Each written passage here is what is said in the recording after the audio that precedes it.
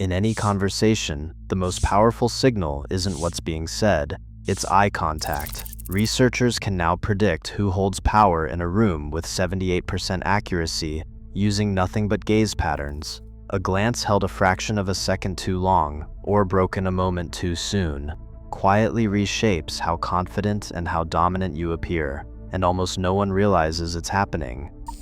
When two people lock eyes, something fundamental happens in the brain.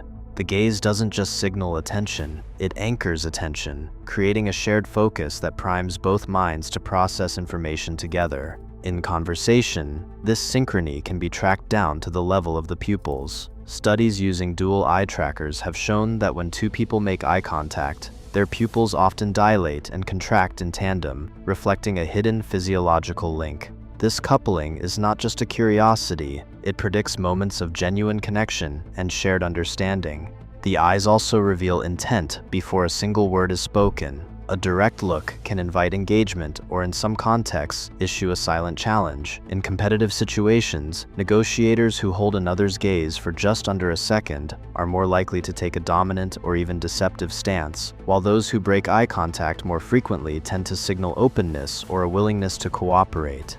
The difference is subtle but measurable. Even a split-second change in gaze duration can alter how trustworthy or assertive someone appears. Timing matters as much as direction. The most persuasive communicators use a precise sequence, looking away, then briefly making eye contact, then returning their gaze to the same object. This pattern, called the intervene same sequence, increases the chance that a request is seen as genuine and intentional. It's not just about looking, it's about when and how the gaze is delivered. Eye contact also triggers a rise in physiological arousal. Heart rates speed up, and tiny changes in pupil size can be detected when people share a sustained look. These spikes in arousal are more than a reflex. They predict whether two people will end up cooperating or competing. In experiments, moments of synchronized arousal during mutual gaze have been linked to later acts of trust and collaboration. The eyes, in this sense, serve as a silent channel for emotional and social calibration, setting the stage for every judgment that follows. A single glance can tip the scales of a conversation, but the true language of power is written in the smallest details. Dominant individuals do not just hold eye contact longer, they are often the first to look. In organizational studies, leaders initiate gaze with striking speed, often within 200 to 300 milliseconds after a conversational cue.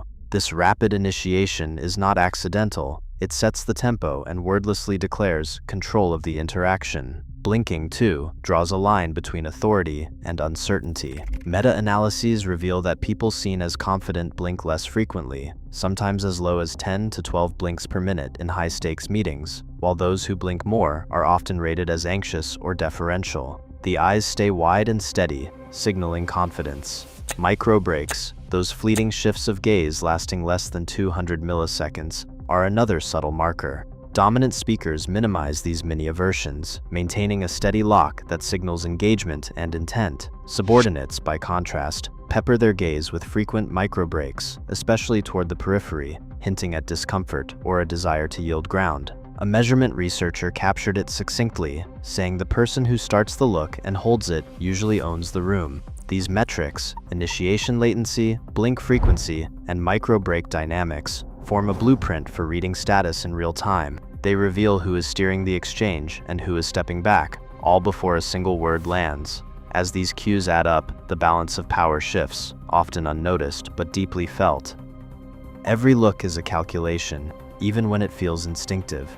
In high-stakes conversations, confident individuals adjust their gaze with a precision that is anything but random. Behavioral scientists have mapped these adjustments, showing that people unconsciously calibrate the intensity and timing of their eye contact based on who they are speaking with. When the stakes involve status, the eyes become finely tuned instruments, assertive with subordinates, more measured with equals or superiors. This is not guesswork. In controlled experiments, researchers trained machine learning classifiers to predict dominance in two-person exchanges using only eye-tracking data. The best models reached 78% accuracy, relying on subtle patterns. Who looked first, how long the gaze held, and how often it broke away. But gaze alone does not tell the full story. The most effective communicators combine their eye behavior with other cues, voice pitch, posture, even the rhythm of their speech. When eye contact is paired with a confident tone or an expansive gesture, the impact multiplies. In a large-scale multimodal experiment, adding these extra channels boosted prediction of perceived dominance by 27% compared to gaze alone. The result is a kind of social synergy, where each cue reinforces the others, making confidence and authority unmistakable. The practical takeaway is straightforward but powerful. Deliberate eye contact, initiated at the right moment, held just long enough, and supported by strong vocal and physical presence, signals confidence without crossing into intimidation. Calibration is key. The best communicators read the room, adjust their gaze, and align their entire presence to the social context. This is not manipulation, but ethical self-awareness, using the science of eye contact to bring clarity, trust, and genuine authority to every interaction.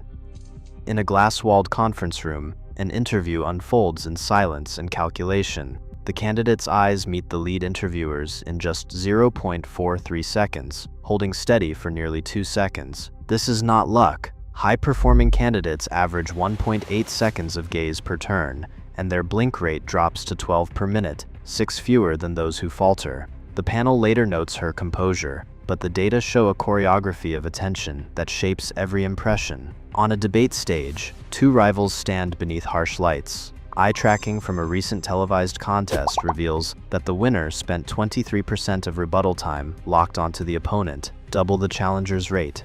These direct gazes, lasting 2 to 3 seconds, land at the exact moment policy points are made. Audience approval climbs after each measured look. When exchanges turn heated, both candidates sometimes break eye contact, careful not to tip into aggression. The rhythm of when to look and when to look away quietly sways the room, more than any prepared line. At a speed dating event, the rules shift, but the stakes remain. The sweet spot for attraction is 0.5 second to 1.5 seconds of uninterrupted eye contact.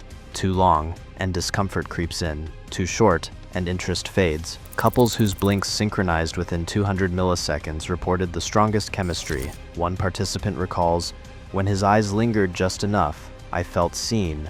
When he stared, I felt judged." Across these moments, eye contact becomes a silent instrument, tuned to the demands of interviews, debates, and first encounters. The numbers are precise, but the outcomes ripple through real lives. The meaning of eye contact is far from universal. In Japan, China, and Korea, a steady gaze toward an elder or authority figure can be read as disrespect rather than confidence. Surveys and eye-tracking studies show East Asian participants rating a 1-second look as appropriate, while the same glance feels assertive or even challenging to Western observers. In indigenous communities across North America, gaze carries a different weight. At a 2019 British Columbia consultation, a government negotiator's prolonged stare prompted several indigenous leaders to walk out, citing that direct eye contact violated protocols of humility and mutual respect. For many, a brief glance signals acknowledgement, while sustained gaze can be seen as an attempt to dominate. In parts of the Middle East, gaze is shaped by gender as much as hierarchy. Men may look directly at each other in professional settings, but women are often expected to avert their eyes in mixed company. Violating these unwritten rules can shift a conversation from respectful to confrontational in seconds. Cultural liaisons and community voices remind us the power of a look depends on where you stand and whom you face. A look is never just a look when context changes. The rise of video calls brought new complications. Tech experts have measured that even a 0.2 of a second camera lag can make a speaker seem less competent, because the subtle delay disrupts the natural rhythm of gaze. Lighting and masks, too, amplify the weight of eye contact, forcing people to rely on the eyes alone and sometimes misreading intent or authority. These shifts aren't just technical quirks. They can quietly undermine trust or inflate tension. For some, eye contact is more than a social tool. It's a source of distress. Neurodiversity advocates remind us that enforced gaze, especially in therapy for autistic individuals, remains deeply controversial. While some programs report improved social skills, many participants describe heightened anxiety or sensory overload. The ethics are unsettled. What builds connection for one person may feel coercive to another. Tactics that work in one setting or group may backfire in another, leaving a silent cost. Awareness and consent are not optional. They are the only way to use the power of eye contact responsibly. In every exchange, gaze isn't just a reflection, it's a lever. Today, as digital meetings replace face-to-face encounters, the power of a look is more ambiguous, but no less real. Mastering how we meet another's eyes shapes not just perception, but the silent balance of power itself.